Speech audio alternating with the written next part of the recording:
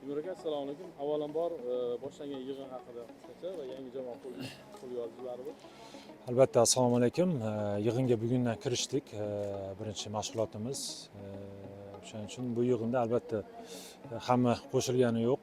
Yangi yildan keyin ko'p qo'shiladi, lekin unga qaramasdan shu yerda Toshkentda kelgan bolalar va yoshlarni ko'rib chiqmoqchimiz bu yig'inda. Albatta maqsad yangi sezonga tayyorgarlikni yaxshi ko'rish. Bugundan boshladik. O'shaning uchun o'ylaymanki hammasi joyida bo'ladi. Seleksiya ishlari davom qilyapti. O'yinchilar ko'rib chiqyapmiz, legioner masalasi bor. O'zimiz futbolchilar bor. O'shaning uchun o'ylaymanki sezonga yaxshi tayyorgarlik ko'ramiz. Yangi yildan keyin yana shu yerda bir 10 kunlik mashg'ulotlarimiz bor. Keyin undan keyin o'sha Turkiyaga sborga ketamiz tayyorgarlik uchun.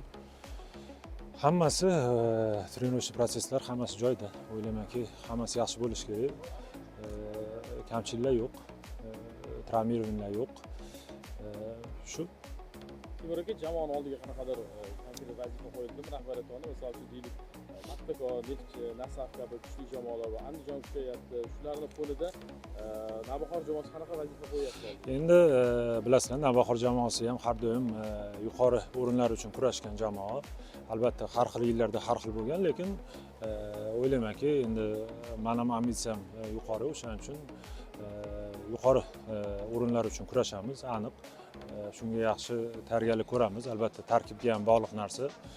Seleksiya davom qilyapti. O'ylaymanki yaxshi tarkib qilsak, yuqori o'rinlar uchun kurashamiz. Yana bir savol, shu terma jamoamiz a'zosi Aziz G'umboyevni Navbahorga o'tish ehtimoli qay darajada yuqori?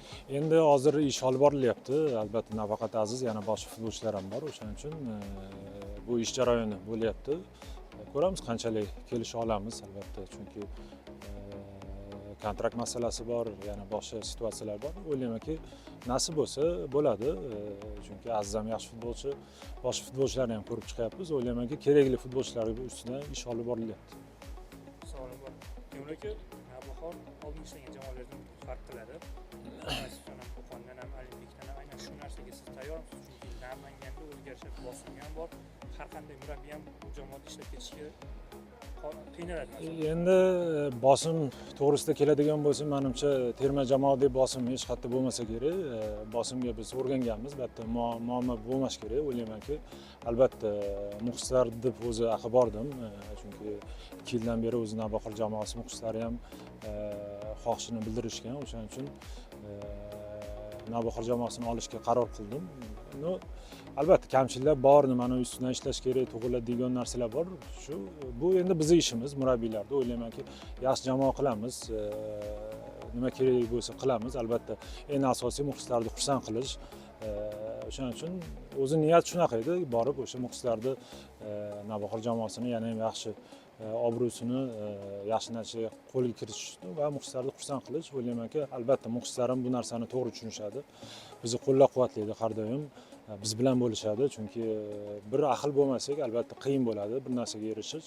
O'ylaymanki, birgalikda bizga qo'yilgan vazifani uddalaymiz. Rahmat.